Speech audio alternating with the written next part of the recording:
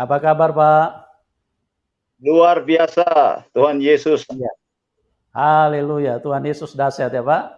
Iya, baru Amin. namanya saja ini sudah tidak diragukan. Bagaimana Tuhan Yesus menghampiri beliau dengan kuasanya yang begitu dahsyat ya. Bapak Amin. John Maulana Siddiq ini dari keluarga yang berdarah Aceh ya, Aceh Ya. campur Manado, Minahasa ya. Nah, teman-teman, bagaimana kisah selengkapnya kita akan dengarkan langsung dari beliau dan bagaimana Tuhan Yesus menghampiri beliau dan menyelamatkan beliau dari kondisi yang memprihatinkan pada waktu itu, dan Tuhan Yesus mengulurkan kasih-Nya dan menyelamatkan beliau. Oke Pak John, ini sudah banyak teman-teman. Ya, kameranya agak dinaikkan sedikit Pak. Kameranya dinaikkan sedikit supaya wajahnya bisa simetris. Oke, mantap. Ya. Ya, mantap. Kelebihan Pak, kelebihan. Turuni sedikit Pak, turuni sedikit. Oke. Ya, mantap Pak. Ya. Ya, soalnya ini kamera ini kadang-kadang mesti diatur ulang-ulang, Pak. Kadang-kadang dia naik turun sendiri. Ya. Oke, Pak, terima kasih ya Pak John. Anda begitu luar biasa dengan kemurahan hati Anda mau berbagi kepada kami semua, dan ada banyak teman-teman yang sudah hadir di link ini yang ingin mendengarkan bagaimana Tuhan Yesus yang dahsyat, Tuhan Yesus yang baik, Tuhan Yesus yang luar biasa itu, bagaimana Tuhan mengubahkan kehidupan Pak John, ya, Bapak John Maulana Siddiq. Oke Pak, waktu dan tempat saya serahkan kepada Anda. Silakan Pak. Terima kasih, Tuhan memberkati. Pertama-tama saya mengucapkan terima kasih kepada Tuhan Yesus. Kedua, kepada Bapak Yusuf Marubulu dan tim untuk bisa memberikan kesempatan saya bersaksi di channel ini.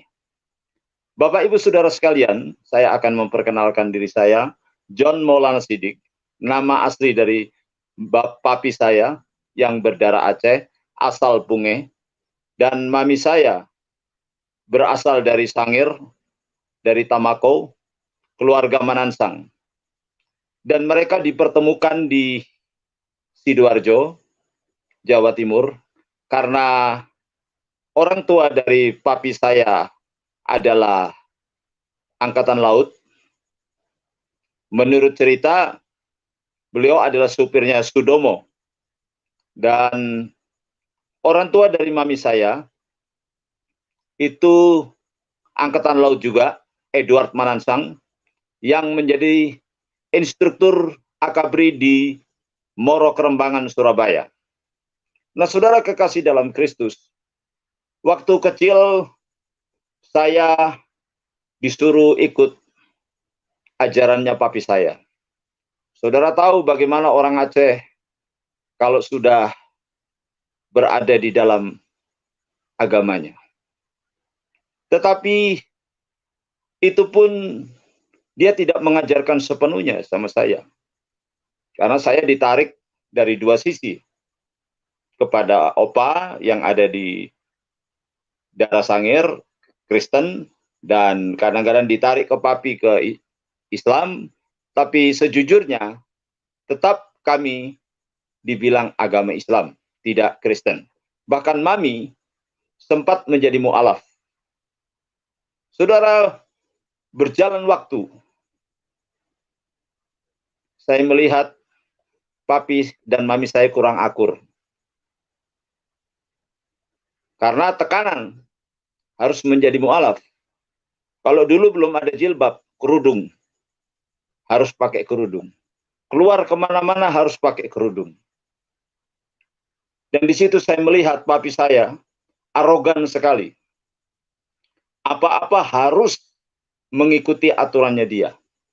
Bulan Ramadan juga kita harus ikut aturannya dia. Sholat tarawih juga dia yang mimpin di rumah sebagai imam. Bahkan sama kakek dan nenek yang ada di rumah. Waktu itu kami di Jalan Teluk Kumai, Komplek Angkatan Laut nomor 55. Kakek saya namanya Muhammad Slamet Siddiq. Muhammad Siddiq, bukan Slamet. Kalau Slamet itu papi saya. Dan saudara kekasih dalam Kristus, lama-kelamaan kami terus berada dalam kungkungan papi. Tapi papi tidak sepenuhnya mengajarkan tentang Islam kepada kami. Hanya disuruh ikut. Saudara, saya sadar bahwa tetangga kiri kanan di komplek Angkatan Laut Teluk Kumai itu adalah banyak Muslim. Tetapi kami hidup rukun. Tidak pernah ada seperti sekarang ini. Lama-kelamaan, saya harus mengikuti bagaimana papi harus mengajar saya. Tapi saya masa bodoh. Karena saya tidak tertarik waktu itu dengan agama, Kristen maupun Islam. Saya lebih tertarik main. Saya lebih tertarik nonton TV. Waktu itu TV belum berwarna seperti sekarang ini. Masih ada satu channel TVRI. Dan saya harus merawat adik-adik saya. Kasih mandi adik-adik saya yang masih bayi pun saya harus kasih mandi. Saudara, berjalan waktu demi waktu.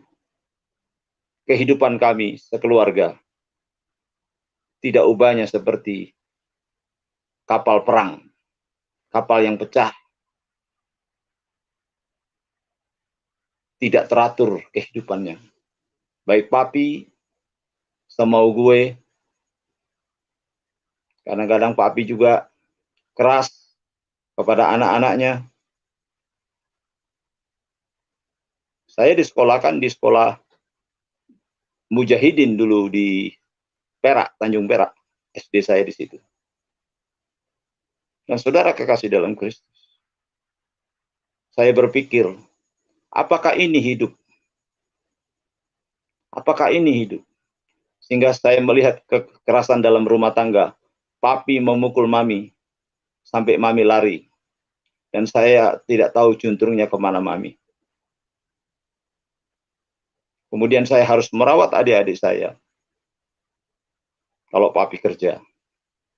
Tapi saya lama-kelamaan saya berpikir, apa yang terjadi di dalam rumah tangga ini? Saya waktu nonton TV di tetangga, pulang dipukulin sama papi. Tapi saya lihat papi sholat 5 waktu. Tapi dia stres. Hingga saya menjadi sasarannya anak yang tertua. Kami 8 bersaudara. 2 orang di Muslim masih. 1 di Tegal, 1 di Belawan, Medan. Ketika saya melihat hal itu, saya coba berontak. Saya tidak pro kepada keluarga mami saya Kristen. Saya tidak pro kepada keluarga papi saya Muslim. Tapi yang saya ambil adalah 1, ingin hidup yang damai. Tetap papi menjalankan sholatnya 5 waktu. Saya lari dari rumah. Dan saya menjadi gelandangan di Kediri 5 tahun. 5 tahun kemudian saya pulang. Saya dendam sama papi saya. Bila perlu saya bunuh. Karena saya menjadi anak jalanan waktu itu. Saudara, satu hal yang saya temui ketika saya bertemu dengan papi saya. Seperti satu hal yang tidak pernah saya rasakan. Tiba-tiba saya bertemu papi saya menangis. Saya tidak bisa dendam. Karena papi saya bilang, kau anak papi yang luar biasa. Di situ saya bilang, kenapa dia bilang luar biasa? Karena saya masih mau pulang. Dan disitulah awal kehidupan saya. Dikenalkan dengan temannya papi, seorang kapten kapal. Waktu itu di perusahaan aspal negara. Saudara, tetap agama masih Muslim. Sedangkan teman-teman banyak yang Kristen di kapal itu. Lama-kelamaan,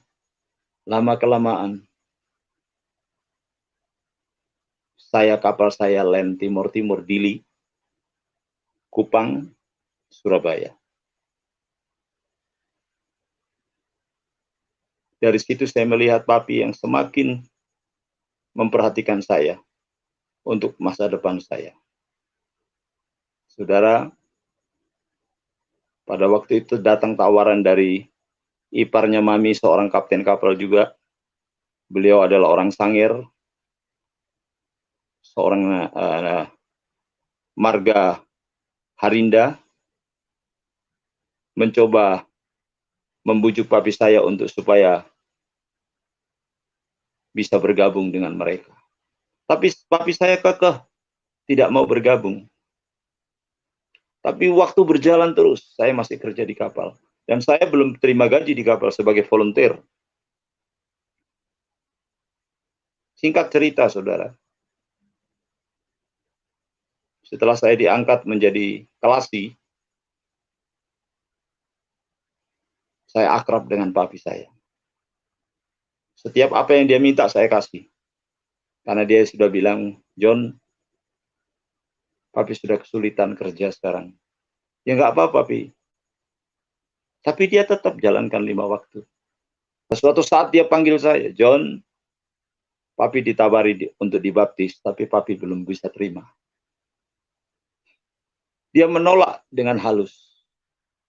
Tapi yang aneh, dia mau terima just satu setel untuk dibaptis itu. Ketika itu dijahitkan, termasuk saya. Saya juga belum bisa terima apa makna daripada baptis. Papi saya juga belum bisa terima apa makna dari baptisan. Dia takut mengkhianati keluarganya yang ada di Aceh. Dia takut mengkhianati keluarganya yang ada di Belawan. Sampai detik ini masih ada. Kemarin saya bertemu ketika saya pelayanan di Medan, bertemu dengan adik saya yang muslim di sana. Dan masih ada. Dan mereka cuek semua sama saya. Nggak terlalu banyak ngomong. Saudara, waktu berjalan. Ketika saya lem timur-timur, kami mengangkut tentara Siliwangi dari Bandung. Mereka dipulangkan dari tim-tim untuk menuju ke Surabaya. Kemudian Surabaya mereka naik kereta ke Bandung. Pada suatu saat, saya disuruh satu komandan orang Manado, suruh bikin susu. Dia minta air panas waktu itu. Susunya kalau nggak salah susu Sinta. Pada waktu itu masih Menteri Pertahanannya masih Pangap M. Yusuf almarhum. Saudara, saya ketika ambil air panas untuk susu itu kunci dari MUK untuk Angkatan Darat itu terbuka dan airnya mengenai koki kapal yang sudah tua. Saudara, apa yang terjadi? Ternyata ada sesuatu yang terjadi. Terjadi buruk. Ketika itu papi saya sudah kena leukemia. Dan apa yang dibilang papi sudah tidak bisa kerja, itu papi saya sudah divonis leukemia. Dan papi sudah ada di rumah sakit waktu itu. Saudara, ketika dia menasihati saya, John, mulai sekarang, dia tidak pernah mengatakan saya suruh sholat. Dia tidak pernah mengatakan kau harus begini, enggak. Papi saya yang sholat. Tapi dia pernah ajarkan saya untuk ikut sholat tarawih. Saudara, ketika dia katakan, papi sudah tidak bisa lagi. Kamu sekarang yang ambil alih. Dari 8 adik-adik saya, 7 adik-adik saya, 8 bersaudara saya. Saya bilang, ya. Saya ambil alih. Semua gaji saya dan bonus serta uang layar, saya serahkan semua. Masuklah kami ke tim pulang dari tim-tim, terjadi itu tadi. Ternyata papi saya sudah meninggal. Saya dengan sukacitanya pulang, saya tidak tahu kabar itu. Saya bawa madu untuk papi saya, bawa semuanya. Sampai di depan rumah. Di depan gang, teman-teman bilang, John, kuatkan hatimu. Saya pikir ada apa ini kuatkan hati saya. Saudara kekasih, saya dipanggil Pak RT, dan dikatakan, papimu sudah tidak ada. Wah, sangat kecewa saya. Saya harus pergi ke ikan gurami di Perak. Di sana saya temui mami saya dan adik-adik saya. Semua keluarga dari mami kumpul menceritakan bagaimana papi harus dikubur secara Kristen. Inilah awalnya. Ketika papi sakit di rumah sakit, waktu dibesuk dengan iparnya mami, seorang kapten tadi saya bilang, Bapak Komprius Tarinda, di situ dia mengaku minta dibaptis. Saya tidak tahu apa yang ada di dalam pribadi papi saya. Tiba-tiba dia berbicara, saya minta dibaptis. Maka dibaptislah dia. Tapi setelah dibaptis hari yang ketiga, dia mati. Meninggal dunia. Saya bilang, kok aneh? Kenapa dia katanya mau sama-sama saya dibaptis? Ternyata saudaraku, dia lebih dulu. Saya teringat bagaimana seorang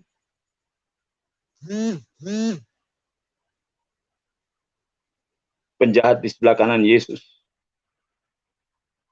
Dia bilang, Yesus, adakah engkau mau menyelamatkan aku? Yesus bilang, sekarang juga engkau bersama-sama aku di Firdaus. Saya baru teringat sekarang ini.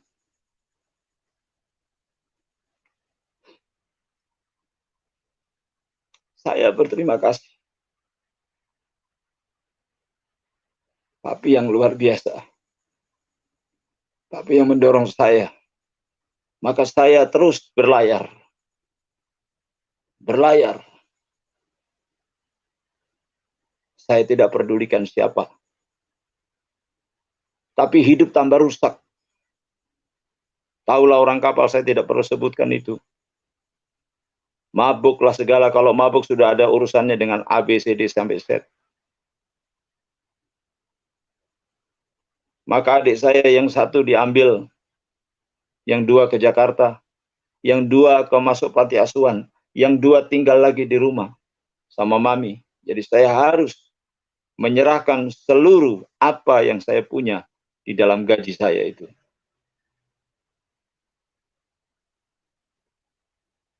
Singkat cerita, keluarga di Aceh mulai mengungkit-ungkit. Mengungkit. Kenapa bisa begini, John? Saya sendiri tidak tahu, saya bilang. Karena saya orang kapal. Mami tidak mau cerita. Surat itu terus berdatangan dari Aceh, dari Belawan. Terus berdatangan. Saya bilang saya tidak tahu. Dikatakan yang sejelek-jeleknya pun kami terima. Karena saya bilang itu keputusannya papi, bukan keputusan saya, bukan keputusannya mami. Jangan salahkan mami, jangan salahkan saya. Pokoknya kata-kata hujat itu datang di surat itu.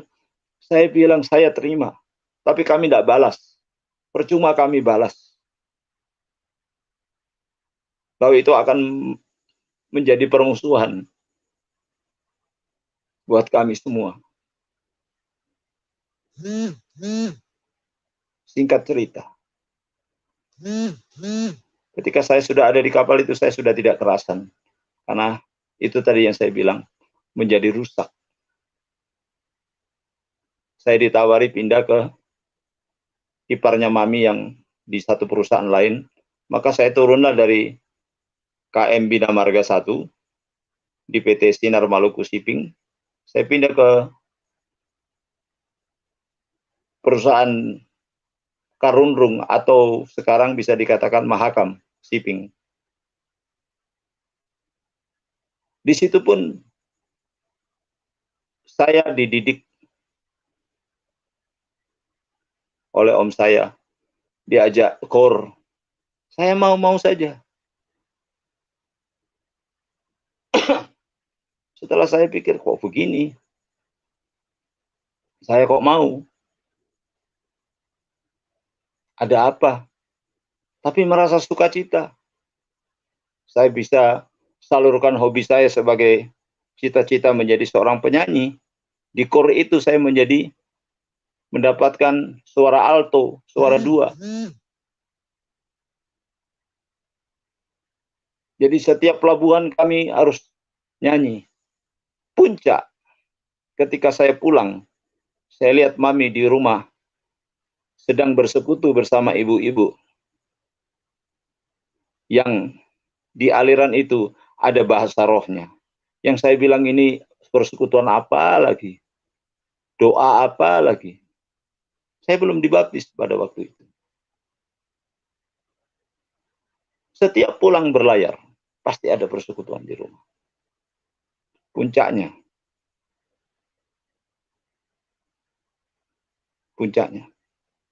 Ketika saya free jaga, saya pulang ke rumah, dan saya tidur, mami tidak bicara kalau hari itu ada doa, puasa. Dan saudara, ketika mereka menaikkan pujian, saya terbangun. Saya dari kamar keluar pelan-pelan, saya bawa rokok saya bawa semua juga kebutuhan saya. Waktu saya mau sampai di pintu, mami pegang kaki saya. John, kamu gantinya papi. Sekalipun kami belum dibaptis, coba duduk dulu. Salah satu pemimpin dari persekutuan itu sekarang adalah istri saya, seorang pendeta. Dan saya belum tertarik waktu itu. Saya pikir apa-apaan ini. Tiap pulang ribut bahasa roh. Tiap pulang ribut bahasa roh. Ternyata mami sudah dibaptis.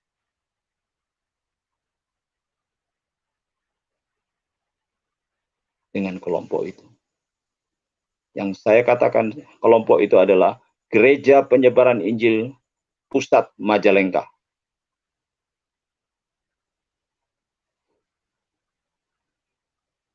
Saudara, mulailah ada karunia-karunia roh bekerja di situ.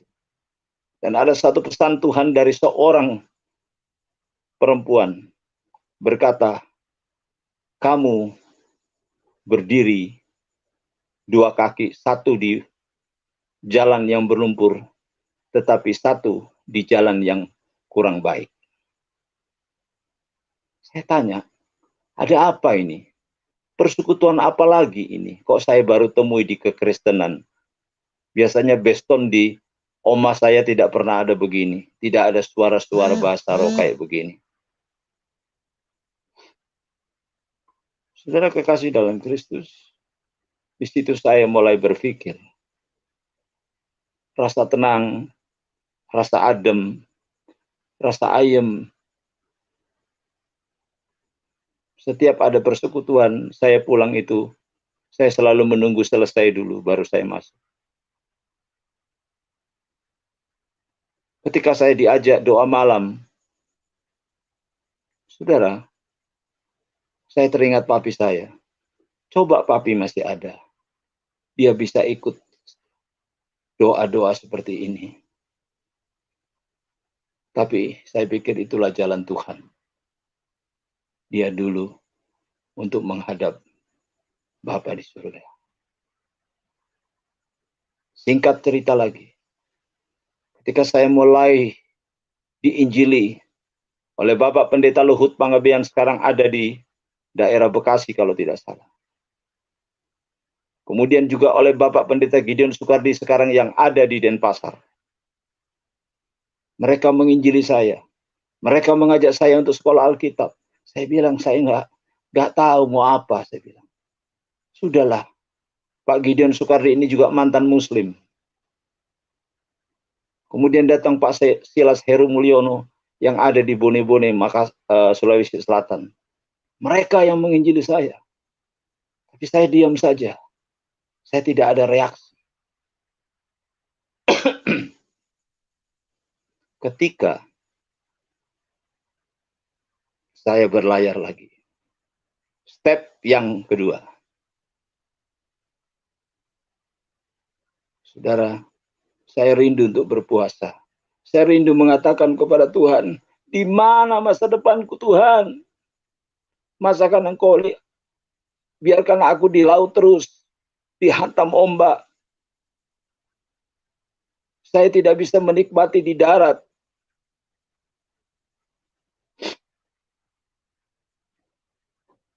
Tuhan baik. Saya ambil puasa. Coba saya ambil puasa. Saya diberitahu oleh hamba-hamba Tuhan, coba ambil puasa. Saya puasa. Saudara, setelah saya puasa, saya balik ke Surabaya lagi dari Makassar. Saya minta dibaptis. Secara tiba-tiba. Waktu itu pas ada baptisan. Ditantang siapa lagi yang meminta dibaptis. Saya berdiri. Tapi di kantong saya ini masih ada rokok, gudang garam. Di situ rokok saya diambil oleh seorang hamba Tuhan. Dia bilang, jangan bawa ini dulu. Dibaptislah saya. Ketika kapal berangkat, saya puasa lagi coba. Saya berseru lagi. Di mana masa depanku Tuhan? Aku ingin jadi seorang penyanyi. Tiba-tiba besok, jaga 8:12, dalam step yang kedua ini, Tuhan kasih nampak ketika saya istirahat di Buritan. Saya melamun, masa depanku di mana Tuhan? Kalau Engkau ada Tuhan, Engkau tunjukkan dirimu kepadaku. Tiba-tiba saya tertidur, kena angin laut. Ketika saya tertidur, saya melihat langit pada jam 2 lebih. Saya melihat langit yang biru, terang. Muncul sosok jubah putih, yang rambutnya sebahu, wajah yang penuh dengan cahaya kemuliaan. Dan dia menampakkan diri kepada saya. Dan kemudian menjulurkan kedua tangannya yang bekas lubang terpaku. Dia katakan, ini aku, masa depanmu ada di tanganku. Cuma itu saja yang dia ucapkan.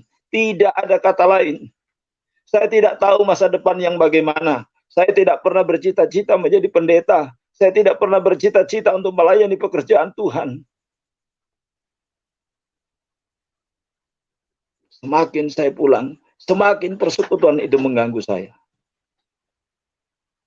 Muncullah seorang hamba Tuhan yang sekarang menjadi istri saya. Saya berbincang dengan dia.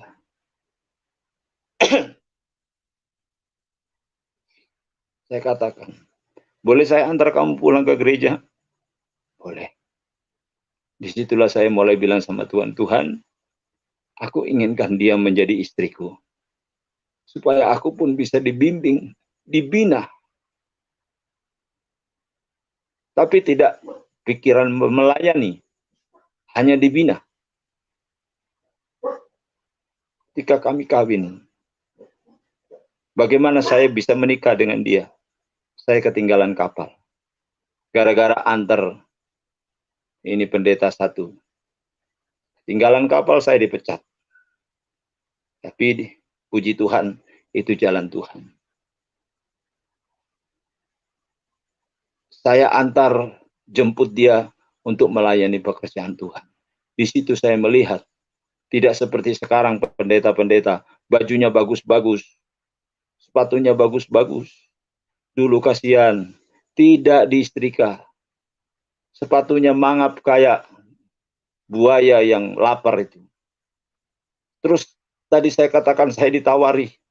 Saya bilang bagaimana? Saya mau jadi pendeta. Sedangkan mereka bajunya kayak begitu.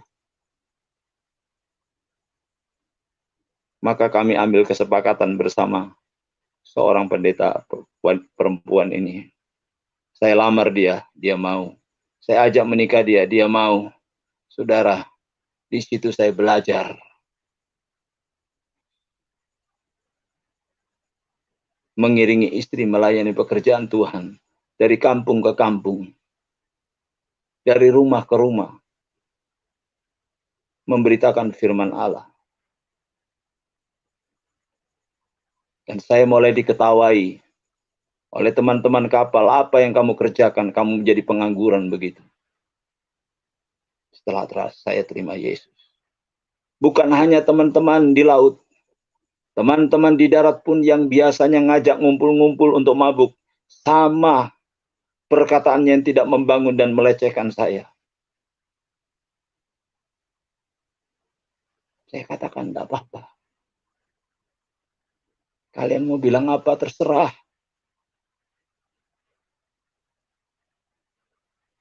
Setiap saya ke kapal, selalu dikira saya mau meminta-minta. Padahal saya hanya ingin bertemu dengan teman-teman. Rasa rindu saya, sama-sama sebagai penyanyi kor, masuk di gereja-gereja setiap pelabuhan. Tapi dikira saya mau minta-minta kepada mereka. Disitulah saya terpukul. Saya bilang, Tuhan, saya tidak minta kepada mereka. Tapi mereka punya sikap begitu sama saya. Istri saya juga dipakai penglihatan waktu itu. Dia katakan, berharap kepada Tuhan.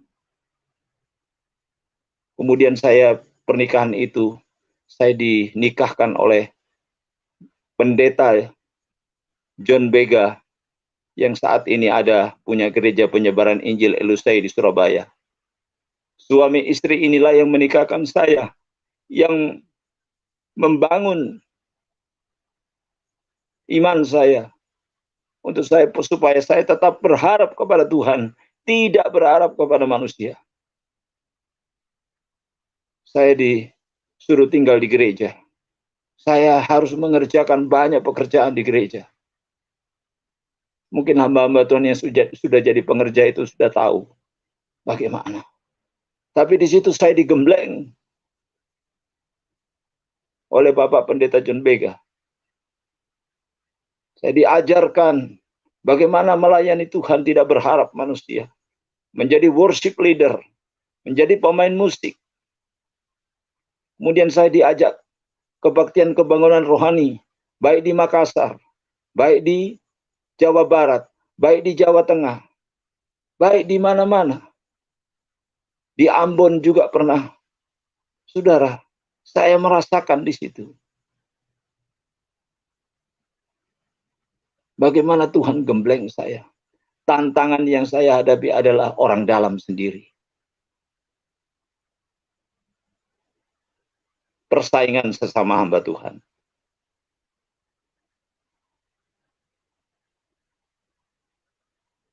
Termasuk adik-adik saya. Saya katakan jangan berharap manusia. Berharap sama Tuhan.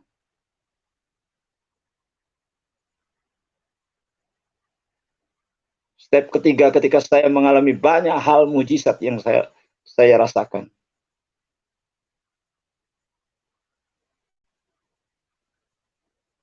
Yaitu bagaimana pertolongan Tuhan di dalam kekurangan. Saya tidak berharap kepada manusia. Setiap kami kekurangan, setiap kami kelaparan, saya cuma bilang sama Tuhan, kalau Engkau yang mengutus aku, Engkau juga yang menyediakan bagiku. Suatu saat,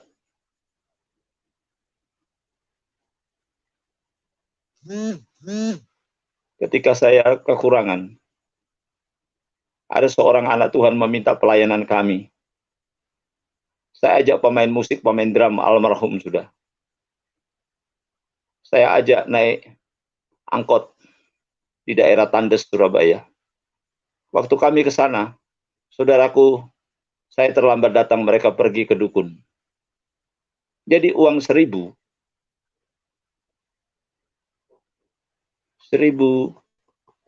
itu untuk saya untuk angkot. Kalau seorang itu 250, 2 orang 500. Jadi pulang pergi 1000 habis. Untungnya saya masih ada lebih 200. Saya kasih istri saya bilang waktu itu saya masih punya anak 1. Saya bilang, ini belikan soto untuk anakmu. Yang tua-tua enggak usah makan dulu. Setelah saya sampai di tujuan mereka ke dukun, kecewalah saya pulang. Tuhan, tahu gitu, enggak usah berangkat tadi. Lebih baik uang buat beli beras sama sayur cukup. Saya masuk di rumah, saya tetap menggerutu. Ini bicara tentang mujizat. Tuhan, kenapa jadi begini? Suara Tuhan itu hanya beberapa kata. Menyesalkah engkau? Saya kaget. Kenapa kata-kata ini? Ada kata menyesalkah engkau? Saya diam. Saya bilang sama istri saya kunci pintu depan, pintu belakang. Siapa yang mau berdoa silakan berdoa. Siapa yang mau baca Alkitab silakan baca Alkitab. Siapa yang mau tidur silakan tidur. Ternyata sepakat. Mertua saya, istri saya menyembah.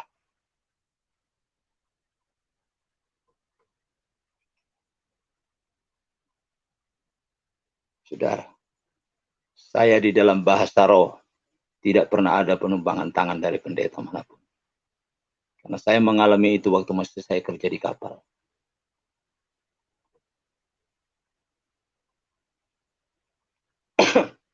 Saya kerja di kapal pada waktu itu. Maaf kelewatan ini. Bersama Mu'alim 2. Jaga 12.4 malam. Tiba-tiba saya pegang kemudi. Saya mengucapkan kurya lama yasana mata kurala mata kasihnya semakin tinggi. Dan Mu'alim 2 bilang, kau bicara apa? Enggak tahu, saya bilang. Saya enggak bicara apa-apa. Tadi kau bicara, saya enggak bicara apa-apa. Saudara, saya mengucapkan lagi, dia bilang, itu yang kau ucapkan, saya teringat. Ah iya, ini persekutuan di mami saya. Karena Mu'alim 2 adalah seorang Kristen, orang Rote Timor. Masa? Iya. Oh, dia teringat kepada kelompoknya John Adu yang ada di Soeh. Saya pernah dengar juga itu di John Adu. Saya bilang kalau gitu, kalau sampai di Surabaya kita dua pergi ke persekutuan doa ini. Ternyata ketika waktu masuk doa malam dia juga bahasa roh. Luar biasa Tuhan itu. Sampai sekarang saya sudah tidak ketemu lagi sama beliau. Saya dengar beliau ada di Kupang dan beliau sudah rentah. Nah, saudara, banyak hal mujizat yang saya alami. Ketika saya menyembah istri, mertua saya, dalam kejadian tadi itu, ada orang ketok. Saya bilang, Tuhan kalau ketok itu 4 kali, saya buka. Tapi kalau nggak 4 kali, saya nggak buka. Ketika masuk 4 kali, saya bilang sama istri, buka. Saudara, itu mujizat. 1 becak, semua tersedia, beras dan lain sebagainya. Sudah kita nggak usah ngomong itu. Dan banyak hal lagi Tuhan berbicara kepada saya. Ketika saya nonton Uber Cup, masih zaman Mia Audina, saya dibilang Roh Kudus, menyembah, ambil gitar, menyembah, ambil gitar, menyembah. Saya bilang, tunggu, ini masih seru-serunya, rubber set. Ternyata saya tidak menyembah. Besoknya saya kecelakaan sepeda motor. tantangan itu ada. Bukan hanya tadi saya bilang orang darat, tapi orang kapal juga. Saya dibilang model kau begini bisa bertobat, itu mujizat. Tetapi kalau kami tidak percaya. Saya bilang terserah.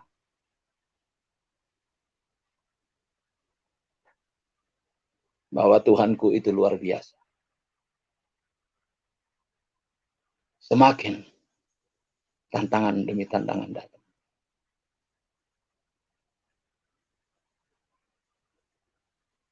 Di Surabaya mendapat tantangan. Akhirnya kami pindah ke Madiun. Di Madiun pun terjadi banyak hal yang Tuhan kerjakan.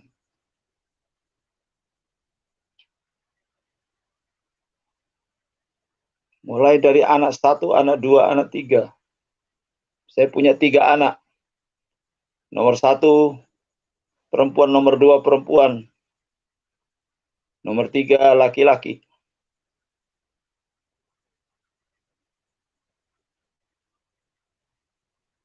Apa yang akan Tuhan mau?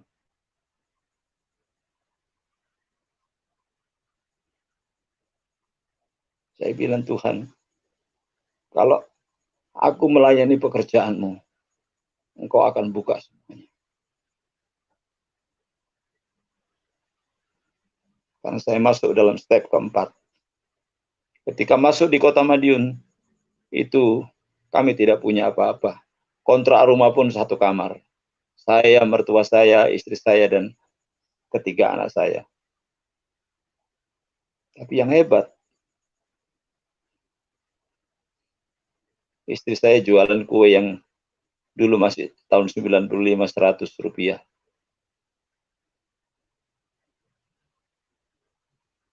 Kita menyembah, Tuhan berikan yang terbaik. Dia bisa kerja. Banyak hal mujizat. Saya tidak bisa ceritakan satu persatu. Tuhan itu baik. Bahkan saya waktu kepepet di Madiun, saya bilang, Tuhan, ketika saya beri hormat kepada orang-orang perumahan ini, mereka malah membuang ludah kepada saya, karena saya seorang yang miskin.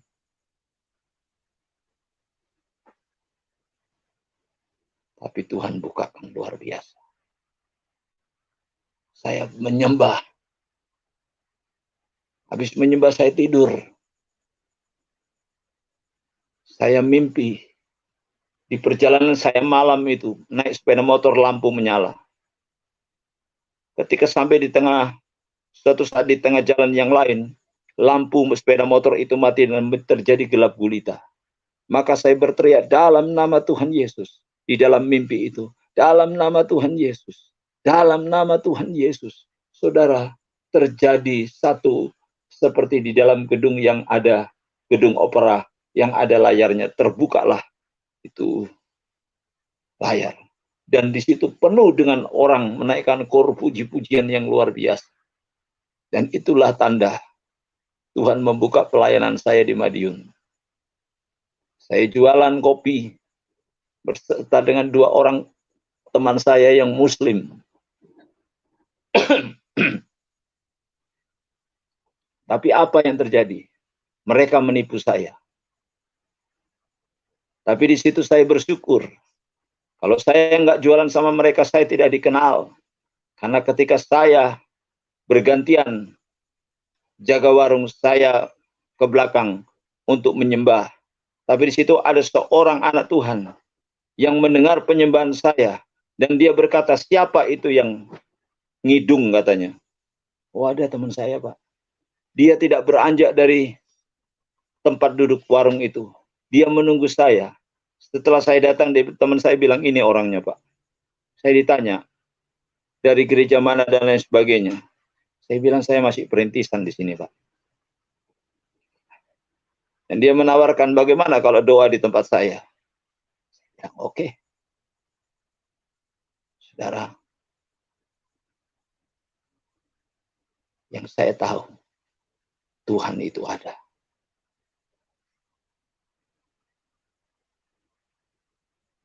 Tuhan itu tidak pernah menggagalkan rencana di dalam hidup kita. Saya nggak tahu kalau orang nggak percaya. Bagi saya, digembleng oleh pendeta John Bega, berharap kepada Tuhan, jangan berharap kepada manusia. Saya nggak mau cerita tentang hal-hal lahiriah. Saya akan bercerita tentang pengalaman rohani.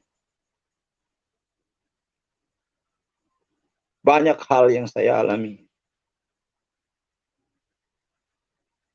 Dulu saya seorang worship leader.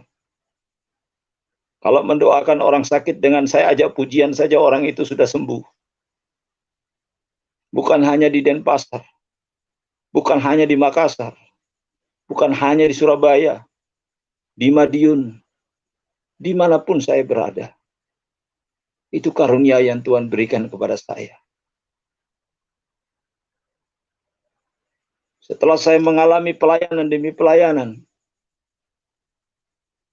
saya terlena dalam zona nyaman bersama kelompok Full Gospel Businessmen di Madiun. Sudah lupa dengan penyembahan, Tuhan kasih sakit saya.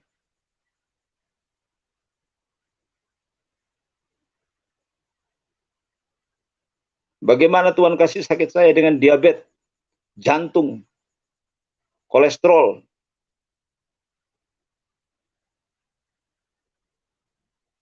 Sudah 3 kali saya opnam.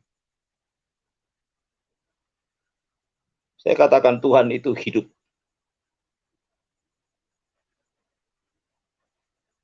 Ketika saya mulai merasakan obat yang sudah mulai setiap hari saya harus makan 16 biji, 1 kali minum, dan 3 kali minum, 16 kali 3 sudah berapa? Saya menolak, saya bilang Tuhan saya tidak mau. Saya harus pulang. Dokter bilang tanda tangani, istri saya suruh tanda tangan. Mati di tangan Tuhan, bukan di tangan yang lain. Mati sekarang, mati besok, mati yang akan datang sama saja. Tetapi kita harus melaksanakan tugas yang diberikan kepada Tuhan. Karena kitab Wahyu berkata, berbahagialah orang yang mati dalam Tuhan. Bukan membela agama, tetapi melaksanakan perintah Tuhan. Saya pulang. Mau masuk yang kedua.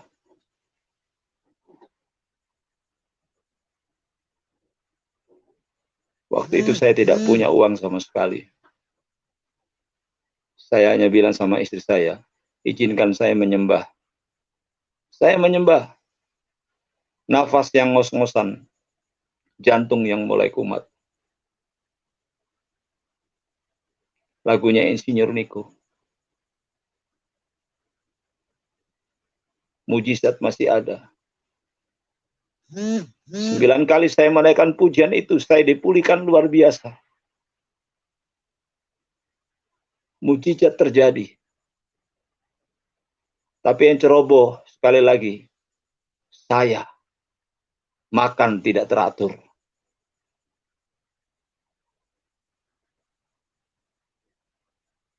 Baru-baru ini saya opnam lagi. Tapi saya bilang Tuhan, dalam masa-masa ini, aku percaya kepadamu. Aku sudah pasrah. Apapun yang terjadi bila Engkau mengambil aku siap. Tapi ampuni segala kelemahan, kesalahan dan kekuranganku, ya Tuhan.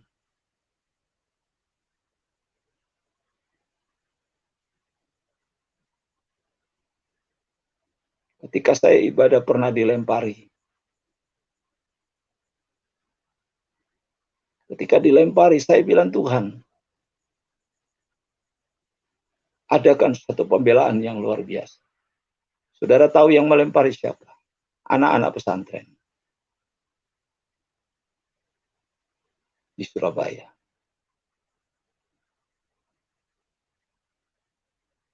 Tuan rumah sudah mencabut samurai untuk berperang. Saya bilang taruh samurai itu. Tidak ada gunanya itu. Karena kami lagi menyembah di atas. Ketika kami menyembah lagi, itu dibawa pasukan dengan topi putih sudah penuh. Saya bilang, jadilah menurut kehendak-Mu Tuhan. Setelah saya turun, mereka malah memberi salam dan minta maaf. Saya bilang, ada apa? Kami dimarahi oleh kiai kami karena kami melempari Bapak dan teman-teman Bapak waktu ibadah. Kenapa? Kiai kami bilang, kalau kamu lagi sholat mau dilempari begitu. Saya bilang, sudah. Saya sudah maafkan kalian. Saudara, Tuhan itu baik. Tuhan itu baik.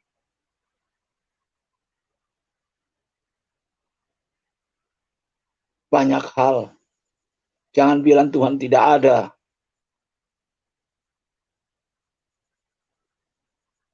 Kalau mau bicara tentang hal-hal mujizat, banyak yang saya alami.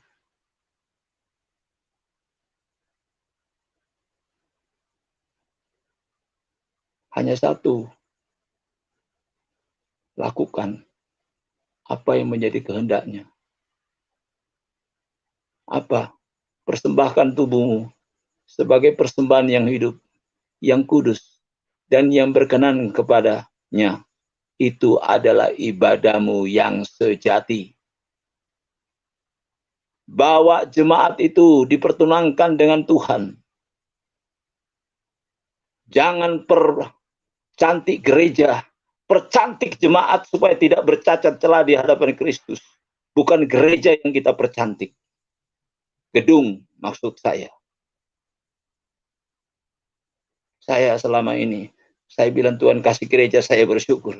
Tidak dikasih gereja saya bersyukur. Yang penting saya melayani Tuhan. Jemaat saya ada yang mantan haja. Saya nikahkan dengan jemaat Tuhan yang ada di Madiun. Ada berapa mu'alaf saya doakan di Mangkutana, ada 3 kembali masuk gereja. Saya bilang, Tuhanmu hidup, Tuhanmu luar biasa. Saya kalau mau ninggalin Tuhan, iming-iming hal-hal lahiriah itu, suruh ikut ke seberang, sudah saya tinggal semua. Apa kemewahan dikasih kok? Itu tantangan hidup. Tapi saya bilang tidak. Karena Tuhan bilang, aku pergi kepada Bapa menyediakan tempat bagimu. Di mana aku berada, di situ pun kamu berada.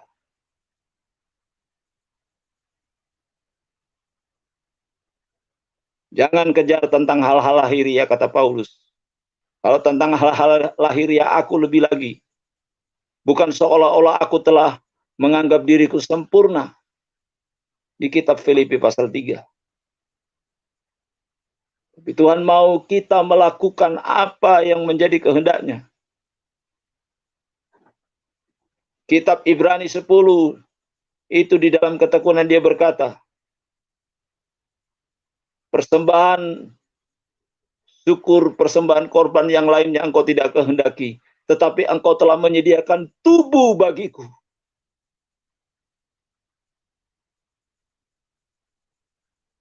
Karena gereja kita tidak bawa. Maaf, saudara-saudara. Itulah saya tidak mau ada di agamanya papi saya.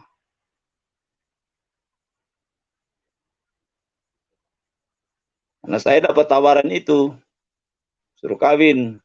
Nanti dapat ini, dapat itu, dapat ini, dapat ini. Saya bilang, enggak.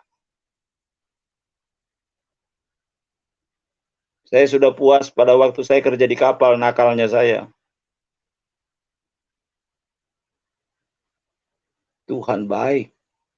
Tuhan sangat baik.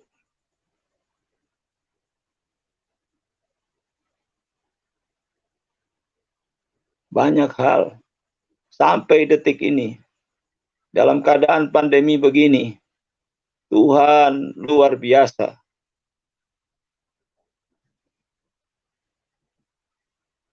Jemaat saya cuma 20 orang.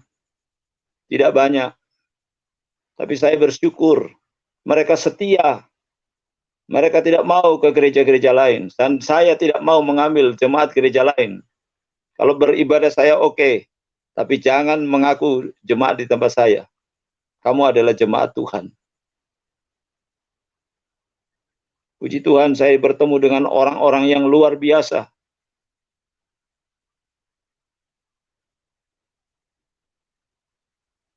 Bisa melayani dengan orang-orang yang luar biasa.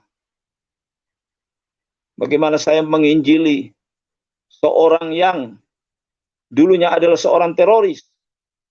Saudara Duta, Abraham Duta sekarang namanya.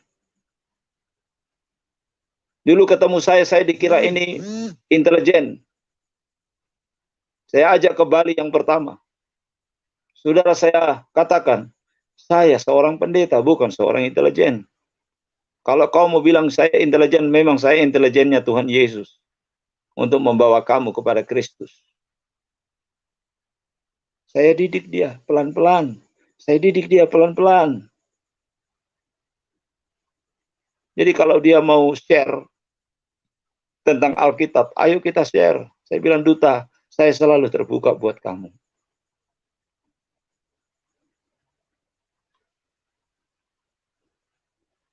Termasuk teman-teman.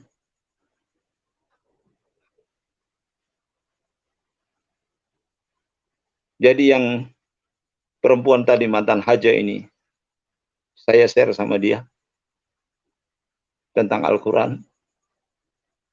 Baik sama Duta saya share tentang Al-Quran. Tapi kalau sama almarhum Daud Raja Wali, tidak pernah kami share dengan Fakhri Fikri Baryudin. Tapi sama Muhammad Yasin, oke. Sekarang masih kami hubungan.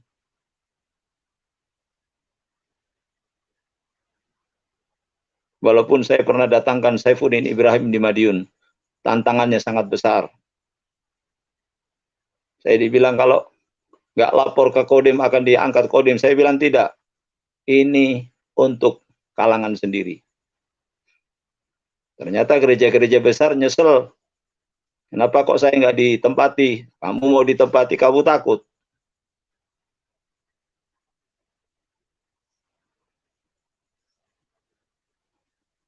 Seorang duta. Saya ajak ke Sulawesi Tengah.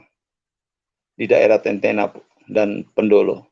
Dia tahu di mana dia dulu berada. Tapi yang puji Tuhan, dia ketemu dengan pendeta yang pernah dia bacok di Mangkutana, perbatasan Sulawesi Tengah dan Sulawesi Selatan. Bertemu dengan Panglima Kalelawarnya Kristen yang ada, Panglima Kalelawar Sulawesi Selatan. Saya kenalkan, dia bilang, kamu punya ilmu ini kan dulu? Ya, betul. Saya punya ilmu dulu ini, ya betul.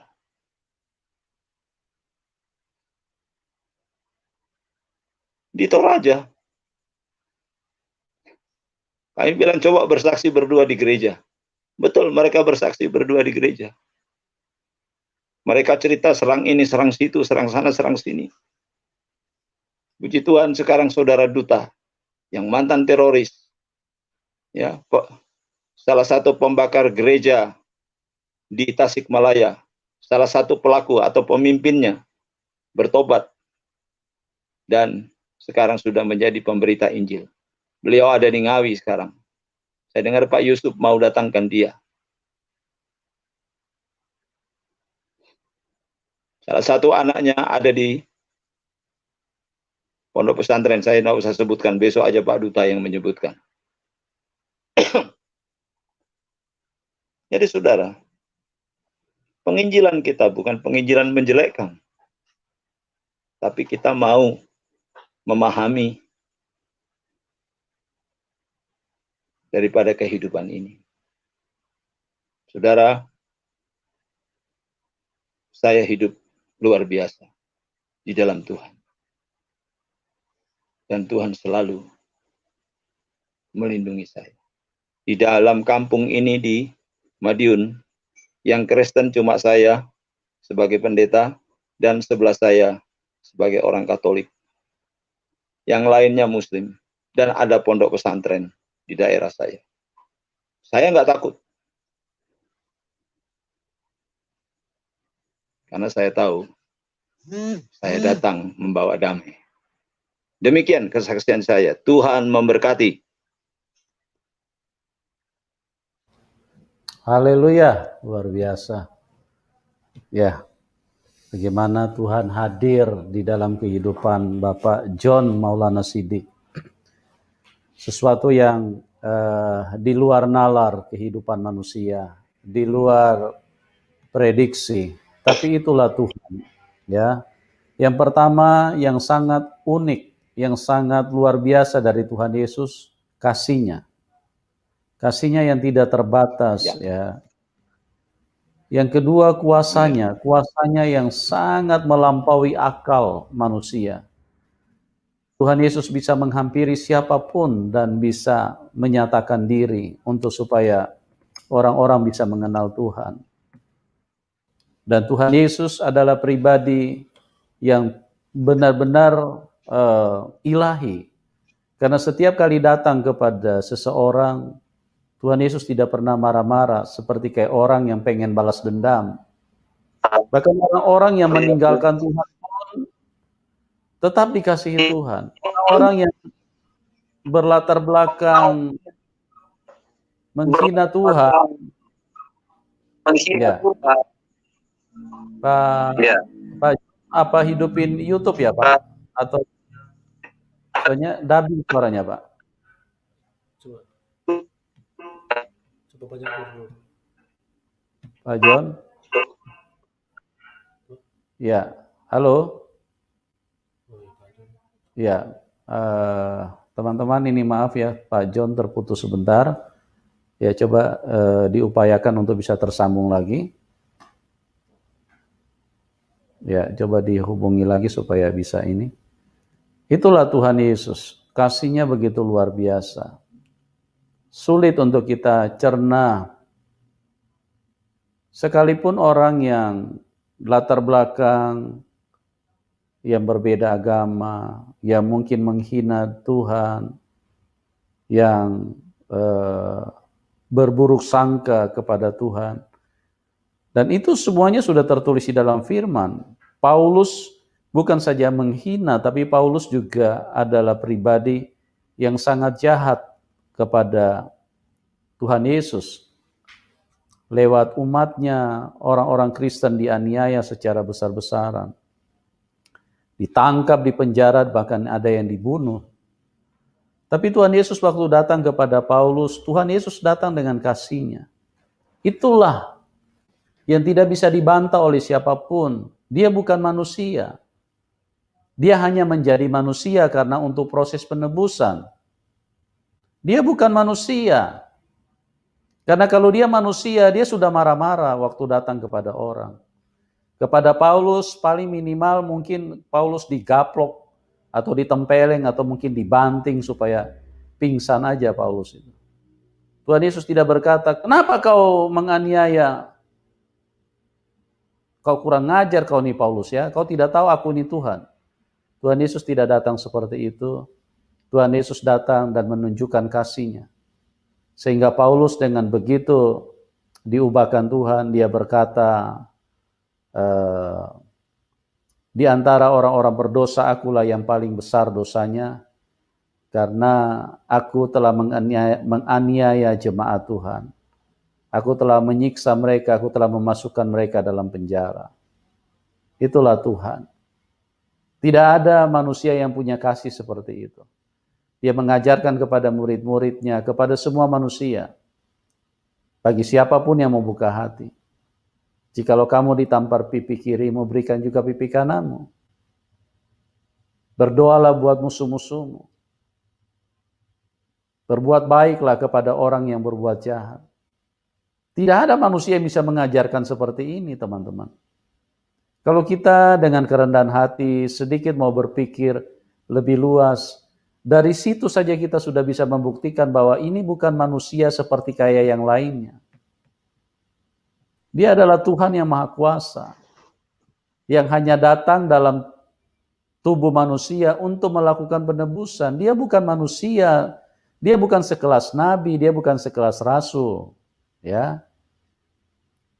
Sudah terbukti rasul besar Paulus di dalam Alkitab. Paulus pun walaupun Paulus itu adalah pribadi yang begitu luar biasa mengikut Tuhan Yesus, tetap aja di bagian-bagian tertentu terlihat bahwa dia hanya seorang manusia. Tapi kalau Tuhan tidak ada yang bisa bantah dari pengajarannya, dari pekerjaannya, ya, dari kejadiannya. Tidak ada manusia yang lahir seperti Tuhan Yesus. Ya, manusia semua yang lahir itu pasti punya bapa, punya lahir dari benih sperma dan telur. Tapi Tuhan Yesus tidak. Nah, itu menunjukkan bahwa dialah pencipta itu sendiri. Dia apapun itu karena kehendak dia, apapun karena mau dia. Begitu luar biasa, ya. Kami semua sangat diberkati dengan apa yang disampaikan oleh Pak John Maulana Siddiq. Ya, beliau dengan kesaksian yang begitu luar biasa.